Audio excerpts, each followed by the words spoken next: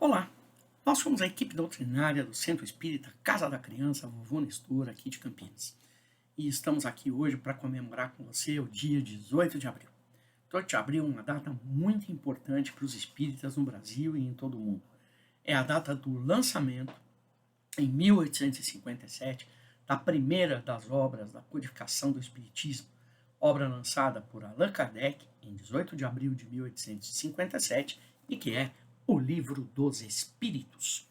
É sobre isso que nós vamos conversar hoje para comemorar a data de 18 de abril juntos, 163 anos de lançamento de O Livro dos Espíritos. O século XIX, o século que o Livro dos Espíritos foi lançado, foi um século muito importante para a humanidade. Muito conhecimento e muita tecnologia passavam a incorporar o dia a dia da humanidade. Algumas coisas que até hoje nós usamos e consideramos importantíssimas, como o raio-x, a anestesia, motores a gasolina, obras, inventos que foram importantíssimos durante grandes períodos da humanidade, como o telégrafo, e que até hoje são importantes, como o cinema, o telefone, tudo isso vem do século XIX. Foi um século de efervescência cultural, um século de efervescência tecnológica, preparando a humanidade para novas ideias, preparando a humanidade para novas reflexões. É nesse momento que o Livro dos Espíritos é lançado, e isso não foi à toa, não se tratou de mera coincidência. Houve toda uma preparação da espiritualidade para que essa obra importante chegasse no momento em que a humanidade estava efetivamente evoluindo do ponto de vista de sua inteligência, de sua maturidade intelectual. O Livro dos Espíritos é lançado por Allan Kardec, que à época ainda se chamava Hippolyte Léon Denisard Rivail, e que depois, mais tarde, quando se torna estudioso e pesquisador do Espiritismo, adota o nome de Allan Kardec. Quem foi Hippolyte Léon Denisard Rivail? Um francês, nascido numa cidade do interior da França, chamada Lyon, em 3 de outubro de 1804, de uma família tradicional na advocacia e também na educação, e que ainda muito garoto, com 11 anos, foi mandado estudar com Johann Pestalozzi na Suíça, em Yverdun, numa escola que se notabilizou e que até hoje é estudada por pedagogos, é estudada por aqueles que se dedicam à didática, como um modelo de escola muito interessante, que até hoje provoca reflexões, para que a gente tenha uma ideia do quanto era interessante esse modelo. Na escola de Pestalozzi, os alunos mais velhos ensinavam os alunos mais novos, tinham responsabilidade de ensinar os alunos mais novos, o que desde cedo despertava a responsabilidade, comprometimento daqueles jovens que eram, inclusive, internos na escola de Yverdun, na Suíça. Kardec estudou lá até a sua idade de mais jovem, de rapaz, e quando retornou à França foi direto para Paris, e quando em ocasião em que iniciou uma belíssima carreira acadêmica. Sim, Kardec era um professor, um pensador, alguém que trabalhava pelo progresso da ciência, pelas ideias da ciência. E ele tinha muito conhecimento para isso. Kardec falava inglês, alemão, grego, latim e italiano. Falava holandês também. Kardec, além disso, tinha conhecimentos na área de aritmética, de francês, escreveu obras que foram consideradas fundamentais, obras importantes na área da aritmética e da gramática, mas também tinha conhecimento de lógica, de retórica, de química, física, astronomia, de fisiologia, de anatomia comparada. Era verdadeiramente um intelectual, pertencia às sociedades científicas da época, publicava trabalhos, artigos científicos, foi inclusive agraciado com premiação pelo fato de ter publicado esses trabalhos, pela importância desses trabalhos. Era aquilo que nós chamamos de um intelectual, um pensador da mais alta qualidade. Teve uma escola na França, foi diretor dessa escola durante um período. Em 1832, ele então casou-se com sua companheira, a professora Amélie Gabrielle Baudet, com quem foi casado até o seu desencarne, mas o casal não teve filhos.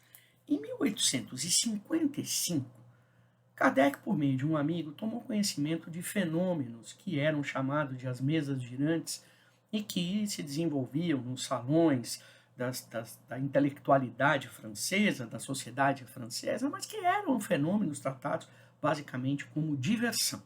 Kardec tomou conhecimento daquilo, de que aquelas mesas giravam sozinhas quando estavam em presença de algumas pessoas, aquelas mesas giravam sozinhas, às vezes por meio de batidas, davam algumas respostas, ele tomou conhecimento daquilo tudo, mas não levou a sério, pensou que naquele primeiro momento aquilo não passasse de futilidades, de frivolidades, mas prometeu se aprofundar no assunto, até porque era um estudioso de todos os temas de maior interesse, como as questões do magnetismo, por exemplo. E foi nesse estudo, foi nessa observação mais científica, mais cautelosa, mais crítica, que Kardec percebeu que havia ali, para além do uso fútil, para além do uso de mero recurso de diversão social, havia ali alguma coisa que merecia ser profundamente investigada. E ele passa a frequentar, então, as reuniões mediúnicas da época, a conviver com médiuns, a formular perguntas e a entender que ele estava diante de um grande fenômeno, a espiritualidade, a mediunidade, e que aquilo precisava ser estudado de uma forma sistematizada e científica. Tem uma frase de Kardec no livro Obras Póstumas, que também pertence às 5 obras básicas e que foi publicado após o seu desencarne, em que Kardec diz: entrevi nesses fenômenos a chave do problema tão obscuro e tão controvertido do passado e do futuro. A solução do que havia procurado toda a minha vida. Era, em uma palavra, uma completa revolução nas ideias e nas crenças. Preciso, portanto, se fazia agir com circunspecção e não levianamente. Ser positivista e não idealista, para não me deixar arrastar por ilusões. E completa dizendo: tais foram as disposições com as quais empreendi e sempre persegui os meus estudos espíritas. Observar, comparar e julgar, tal foi a regra que segui. Foi com essa disposição, a disposição de um cientista, de um pesquisador, de um crítico, que Kardec se lança a construção de O Livro dos Espíritos, um livro que foi construído basicamente com a contribuição de 5 médiuns francesas, eram adolescentes, em especial Julie e Carolina Baudin, que foram as médiuns que mais trabalharam com Kardec, respondendo às perguntas, dando passividade para que os espíritos respondessem às perguntas que Kardec formulava. Ah, sim, porque o Livro dos Espíritos é composto por perguntas e respostas. Kardec formulava essas perguntas, estudava essas perguntas, comparecia à sessão mediúnica, apresentava essas perguntas, elas eram respondidas e ele voltava para casa para estudar criteriosamente cada uma das respostas, comparar as respostas. Todas as respostas eram analisadas, comparadas e checadas rigorosamente por Allan Kardec. Ele formulou essas perguntas basicamente com 3 áreas do conhecimento: a filosofia geral, a psicologia e a natureza do mundo invisível. Kardec preparava esses temas, desenvolvia em sua casa as perguntas, multiplicava essas questões sobre os temas, de forma a deixar tudo isso claramente exposto, e comparecia às sessões mediúnicas em que ele formulava verbalmente as perguntas. Por vezes, ele formulava mentalmente as perguntas, e elas eram captadas e respondidas pelos espíritos, o que dava a ele mais confiança de que aquelas respostas vinham de seres inteligentes, capazes de perceber os seus pensamentos. Os espíritos incentivaram Kardec a rever todo o conteúdo e ele resolveu submeter as mesmas perguntas a outros médios, inclusive por meio de correspondência.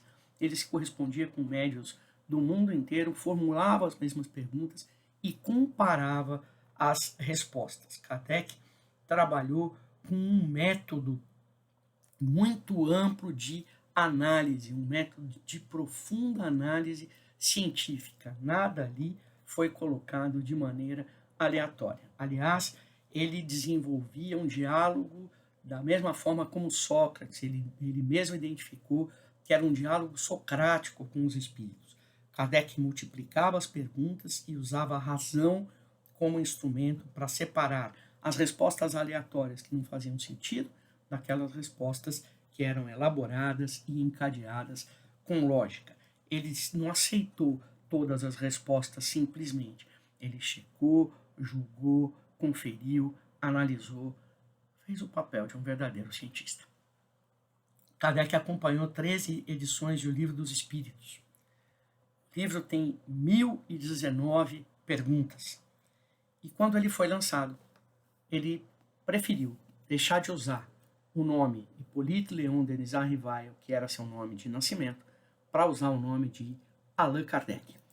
Esse pseudônimo Kardec utiliza principalmente em razão do fato que ele queria deixar separado claramente o que tinha sido sua obra intelectual como pesquisador na área de gramática, de matemática, sua área de pesquisa material, do que era agora sua área de pesquisa com o Espiritismo, que era a criação do Espiritismo, a codificação do Espiritismo. Allan Kardec é um nome que ele havia utilizado numa outra encarnação, quando ele tinha nascido na Gália e sido um sacerdote druida, que existia lá na Gália, Gália que foi o local que depois se tornou a França, e os espíritos disseram para ele, olha, em outra encarnação você usou esse nome, Allan Kardec. Então ele adota esse nome para toda a obra que ele constrói, que ele codifica a partir de 1857, com o lançamento do Livro dos Espíritos.